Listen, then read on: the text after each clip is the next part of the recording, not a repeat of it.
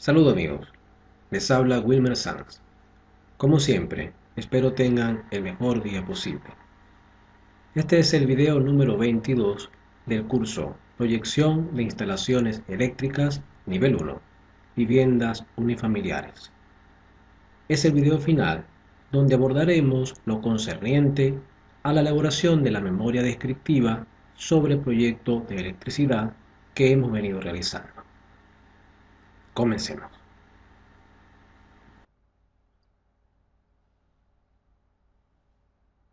Hablemos entonces sobre los elementos y la organización de una memoria descriptiva perteneciente a un proyecto de instalaciones eléctricas. Sin mayores pretensiones acerca de un material audiovisual impactante, una super presentación, me permito hacer el abordaje del tema con un sencillo documento en Microsoft Word y una ejemplificación acerca de cómo debiera quedar la memoria, tomando como base el proyecto con el que se ha venido trabajando a lo largo de este curso. He precisado para ustedes algunas instancias o elementos de la memoria descriptiva que debieran estar presentes en cualquier documento informativo sobre un proyecto de electricidad. Aunque, como aquí mismo aclaro, algunos de los puntos indicados pueden ser obviados y siempre ha de privar el sentido común del proyectista acerca de la pertinencia o no de estos puntos. Siguiendo el listado aquí presente, pues obviamente en la portada tendremos que incluir los datos de identificación, tales como el nombre del proyecto, el propietario, la identificación del proyectista y la fecha en que se realiza el documento.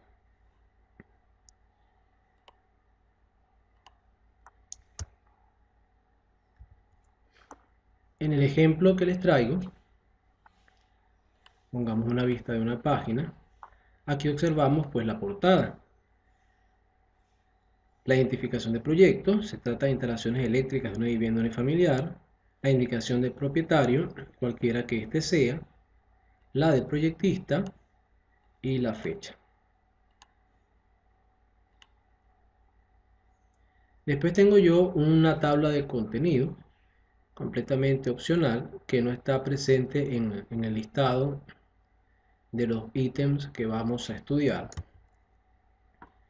Y llegamos a la primera sección correspondiente al alcance del proyecto. Aquí tendremos que hacer una clara delimitación de dicho alcance y del tipo de proyecto. Nuevamente, señalar quién es el propietario, cuál es la dirección o ubicación de la obra, una breve descripción física de las áreas de construcción y las que rodean a dichas áreas de construcción dentro de la parcela, y una clara especificación resaltada sobre cuál es la carga calculada y la demanda requerida.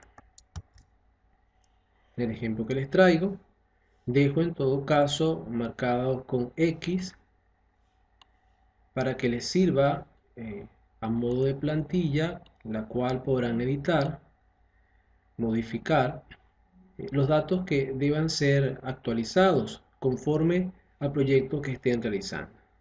Entonces el alcance especifica claramente que se trata de proyección de sistemas eléctricos y de comunicaciones. A veces exceptuaremos la parte de comunicaciones, eventualmente alguno que adquiera la especialización necesaria incluirá el sistema contra incendio, etc. Se aclara también que es una vivienda unifamiliar, el propietario y la ubicación. Los puntos aquí indicados no los tengo explícitos en el cuerpo de la memoria descriptiva que les estoy presentando, sino que más bien hago una redacción continua donde refiero a cada uno de ellos y no necesariamente en el orden que acá les indico. Pero aquí observamos claramente la mención acerca de el área física de la parcela y el área aproximada de construcción y en qué consiste esa construcción, ¿verdad? 2 niveles, tantos dormitorios, sala, estar, comedor, baños, lavandero, etc. Esto acorde con lo que sería propio de una vivienda unifamiliar. Y esto es lo que les decía que era importante resaltar, porque los entes revisores de los proyectos y quienes los aprueban para otorgar el suministro de energía desean ver esto de entrada como información del documento. La carga calculada es de tantos kVA, para los cuales se requiere una dotación de otros tantos kVA. Y esta información la tendremos en Excel, porque habremos aplicado factores de demanda. Entonces, sobre el total de la carga estimada al 100%, tendremos una carga para el diseño de la acometida y del tablero principal, y esa es la que ponemos acá en negrita, porque esta es la que interesa a la compañía de electricidad a fin de determinar si sus redes están en capacidad de otorgar el servicio con esta exigencia, o si no lo están, en cuyo caso puede venir una propuesta para que el propietario participe en la actualización de las redes de baja tensión, o que adquiera su propio transformador, etcétera. Casos particulares. Añado aquí una brevísima introducción al cuerpo del proyecto en cuanto al conjunto de planos, ¿ok? Diciendo que el juego incluye 2 planos de electricidad, los 2 primeros de iluminación, toma corriente, donde están además el diagrama unifilar y el esquema de tableros, y el tercer plano propio de los sistemas de comunicaciones.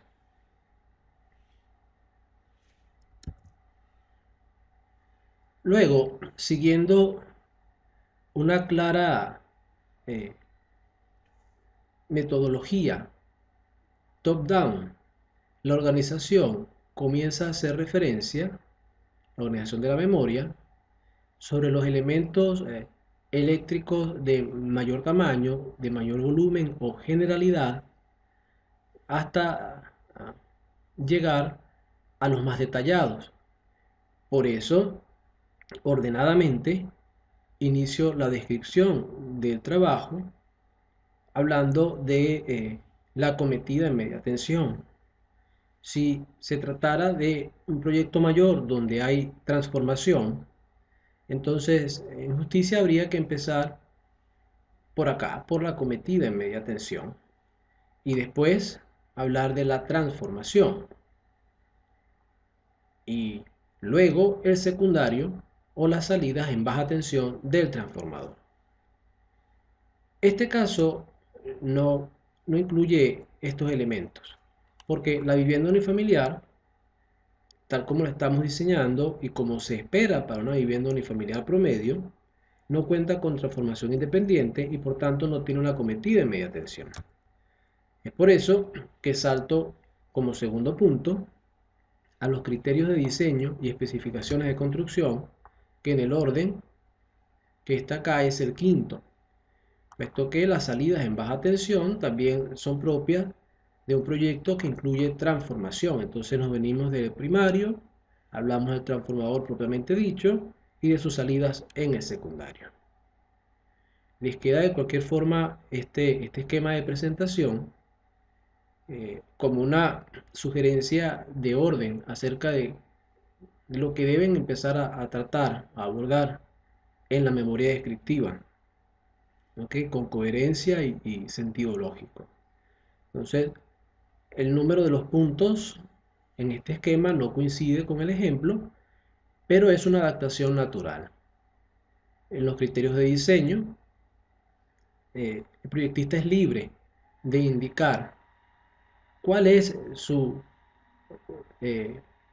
asidero, los elementos que él considera importantes y sobre los cuales se basó para hacer su proyecto.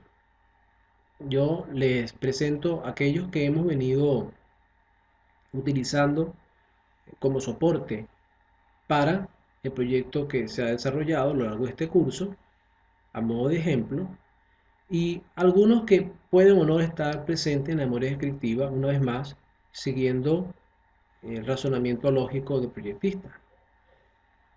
Puntualizo que debemos hablar acerca mínimamente del tipo de conductores y canalizaciones por defecto, los criterios para la organización del circuito, la ubicación y potencia de los puntos, tipo de cargas a considerar, factores de demanda a aplicar, máximos de balance entre fases y consideraciones para el diseño de acometida respecto a la caída de tensión. Voy a aprovechar de corregir acá este pequeño errorcito. Ok.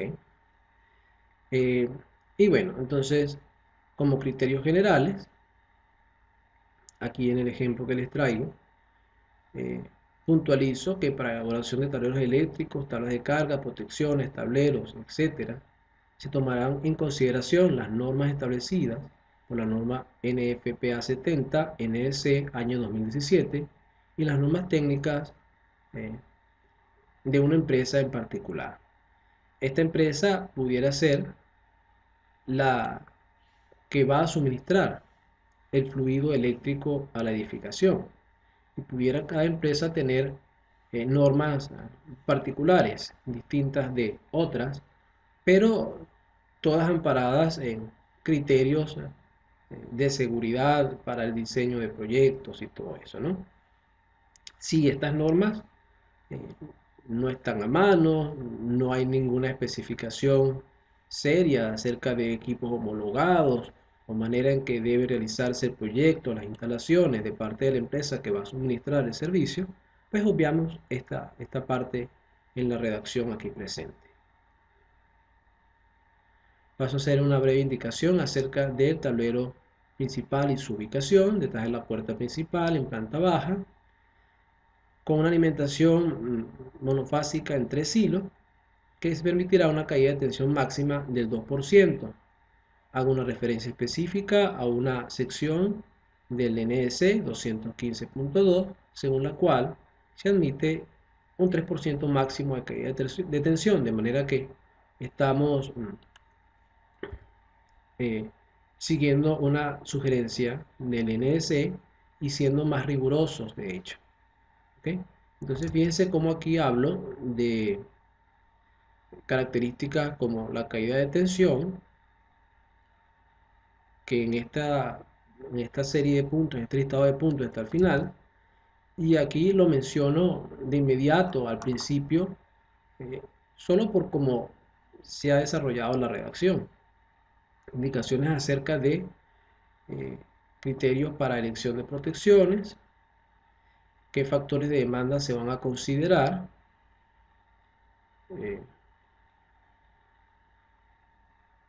y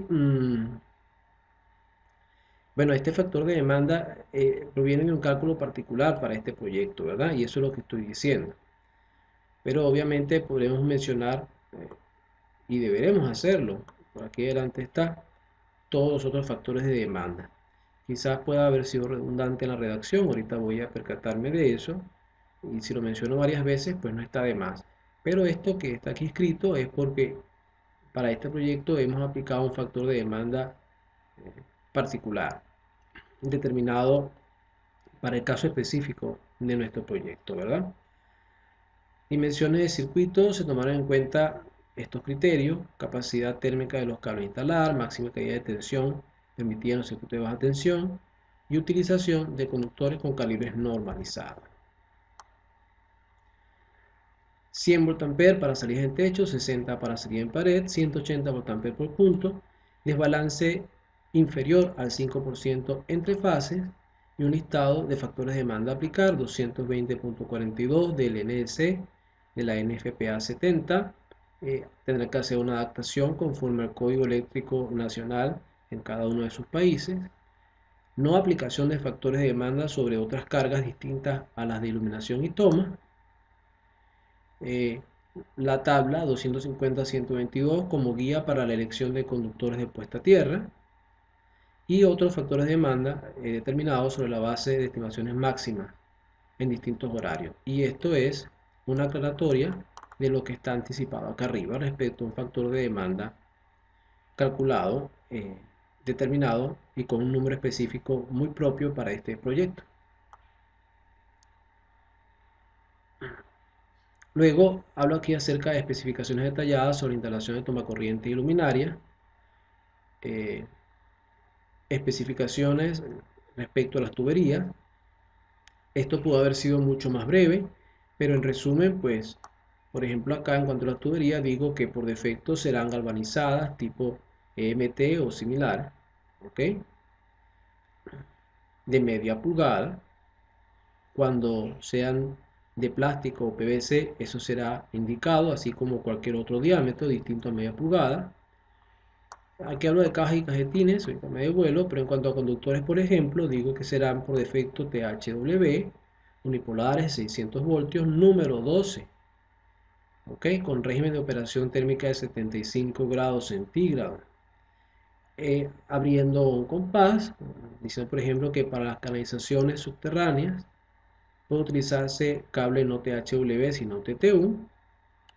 No aclaro el régimen de operación térmica, pero hay un TTU 75 grados centígrados, puede ser específico. De cualquier forma, el de 90 grados centígrados tiene mejores prestaciones en cuanto a la ampacidad y por eso dejo a libre elección del constructor cuál pudiera ser el que utilice. Y otras indicaciones que suelen ser comunes para el uso de conductores y pudieran o no estar presentes en la memoria de electricidad, como por ejemplo el uso de código de colores. El neutro será color blanco o gris natural, la tierra color verde, la fase color azul, negro o rojo. Cosas importantes para el orden y la operatividad en las distintas partes del proyecto eléctrico una vez construido, pero que no necesariamente tienen que cumplirse, ni son óbice para condenar la corrección del proyecto, ¿no? La correcta implementación del proyecto. Pues, dado el caso en que no se pueda satisfacer esta exigencia de los colores, los conductores eléctricos cumplen su función y no por el color que tengan. ¿Okay? A veces a uno se le pasan detalles de ortografía y hay que tratar de ser lo suficientemente pulcros al respecto. Y aquí otras cosas que para nada se incluyeron en este listado. ¿Okay? Como por ejemplo especificaciones sobre cajas y cajetines, algunas referencias específicas en cuanto a normativas que lo amparan. Pero aquí sí hay algo importante, la ubicación de las tomas de uso general, de los interruptores, de tomacorrientes en áreas de cocina y en mesones, la altura de los puntos de televisión. Estos son detalles que es bueno simplemente señalarlos, pero que cualquier constructor y los electricistas encargados pues de la concreción del proyecto conocen de sobra. No hay ciertamente una obligatoriedad respecto a que las tomas de uso general no puedan estar un poco más arriba, o que las tomas para mesones estén a una altura ligeramente superior o inferior a 1.20 metros. Entonces, esto no necesariamente hay que colocarlo, pero pues no está de más. Especificaciones de cómo han de probarse los circuitos, especificaciones de cómo han de hacerse las mediciones, sobre el empleo de los planos. Esto es como una especie de contrato y protección o indicación de las normas de juego, la relación entre el proyectista y la contratista que ha de llevar a cabo el proyecto, para minimizar las libertades que pudieran tomarse. Pero se trata más que nada de salvaguardar la responsabilidad del proyectista eh, acerca de las cosas hechas en obra que difieren de su proyecto. Entonces, por ejemplo, leo algunos puntos. El contratista se familiarizará con todos los planos y especificaciones y no podrá alegar desconocimiento de alguna de sus partes. Los planos muestran esquemáticamente el trabajo que se realizar. Las presentes especificaciones complementan los planos de las instalaciones eléctricas. Se supone que todo está presente en los planos y es uso y costumbre de algunas contratistas ni siquiera observar la memoria. Cuando encuentran algo que les parece una omisión, eventualmente se dirigen a la memoria o se toman libertades respecto a cómo resolverlo. Pero la parte del documento suele ser soslayada, echada a menos y, y no se la toma con la seriedad pertinente. Entonces, cuando eventualmente ocurren decisiones sobre cambio de conductores en la obra, distinto a como está especificado en los planos, este, estas redacciones en la memoria descriptiva sirven al proyectista como resguardo y donde se comprueba que explícitamente no hubo omisión en el proyecto, si bien algo no estaba en los planos, estaba aquí escrito y no podía el contratista alegar desconocimiento de esas omisiones para las decisiones que haya tomado.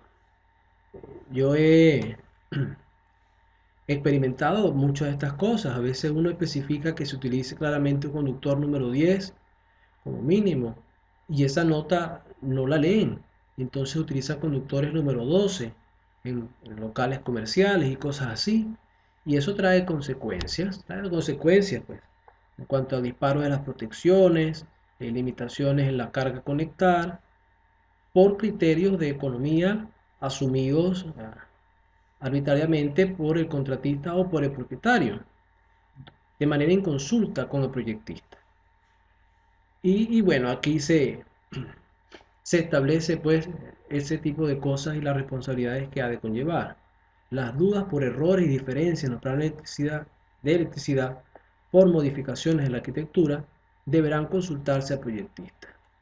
Este tipo de cosas entonces es necesario colocarlas, aunque son pocas las memorias descriptivas en los proyectistas que se toman la molestia de hacer esta redacción.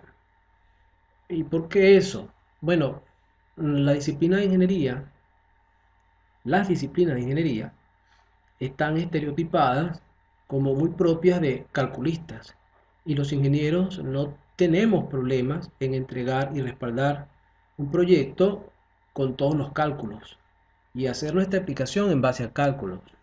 Pero algunos pueden volverse perezosos y negligentes con la redacción de documentos adecuados.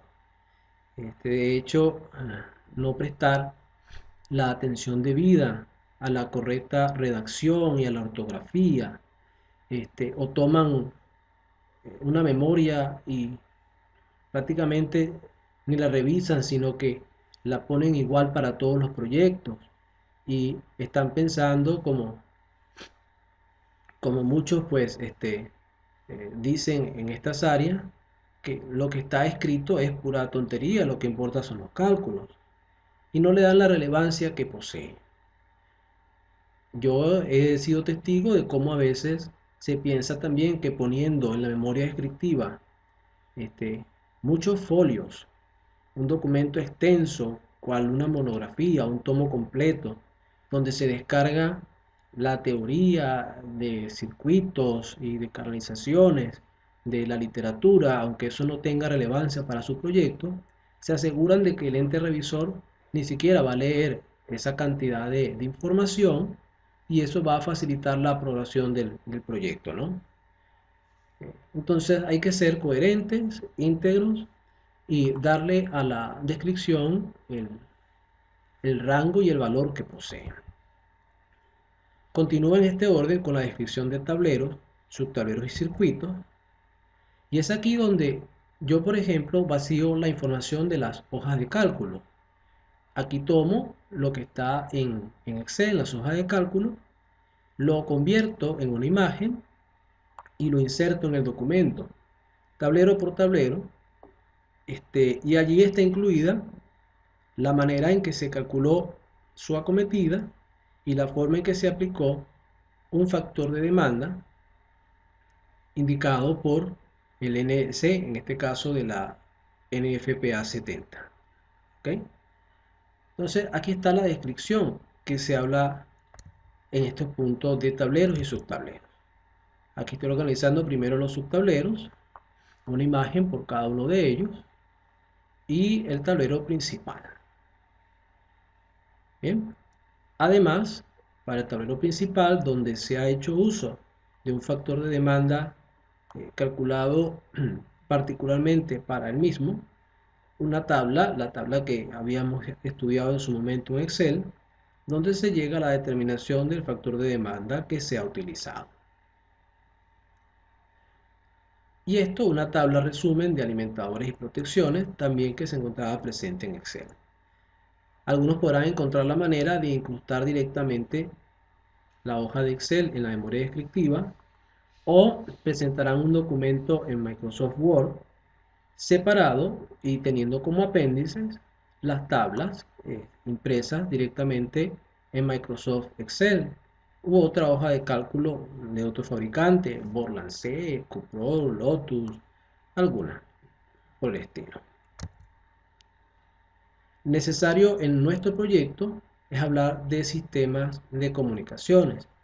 Aquí se incluyen otros puntos tales como verificación de corrientes de falla, que corresponde esto al cálculo de cortocircuito, en las distintas secciones de la malla o red, selección de conductor para malla de aterramiento en transformadores, si los hubiera, y especificaciones para la ejecución de obra, que pudiera estar presente, pero pues no he aclarado nada de eso en esta memoria para un proyecto tan sencillo como es una vivienda unifamiliar.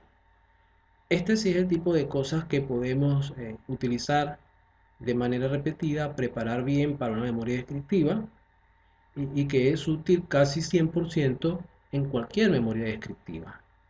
¿Ok? En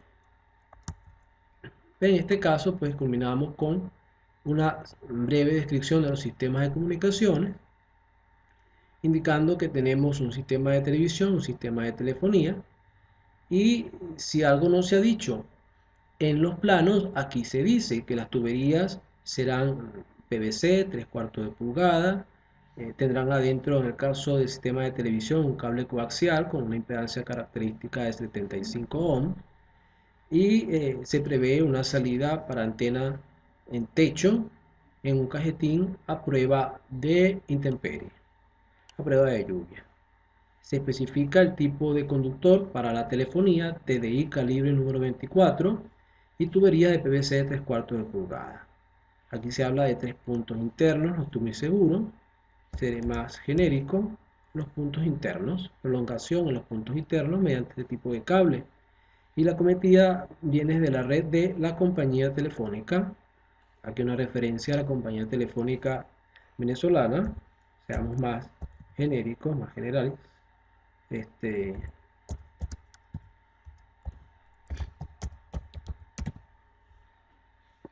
¿Ya? Y con esto pues queda claramente descrito nuestro proyecto y con agregados de valor no tan repetitivos en la memoria, en el documento, en la memoria, ¿no? Yo he añadido además una información personal acerca de mi número en el Colegio de Ingenieros de Venezuela y mi teléfono con una dirección de correo para facilitar a los entes revisores ante cualquier duda la vía de contacto, ¿no? Por supuesto. Y bueno, esto sería todo lo que hacía falta para completar la ejemplificación en el diseño, en la proyección de las instalaciones eléctricas de una vivienda unifamiliar.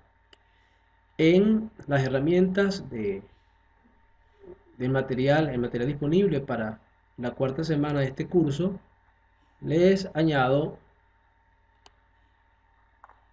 esta plantilla de memoria, este listado de elementos mínimos con los que ha de contar la memoria, y la memoria descriptiva que hemos estado adaptando para el proyecto que se ha venido desarrollando. Bueno, esto es todo respecto a la memoria descriptiva.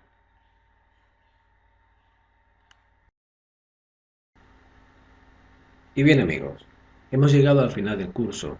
Proyección de instalaciones eléctricas nivel 1, viviendas unifamiliares. Espero que todas estas horas de ejemplificación de mi parte y de estudio y práctica de parte vuestra rinda pronto sus frutos, generando la confianza que necesitan para transitar sólidamente en el desarrollo de sus competencias como ingenieros proyectistas. Espero sinceramente pronto podamos volver a vernos. Fue un placer servirles. Habló para ustedes Wilmer Sanz.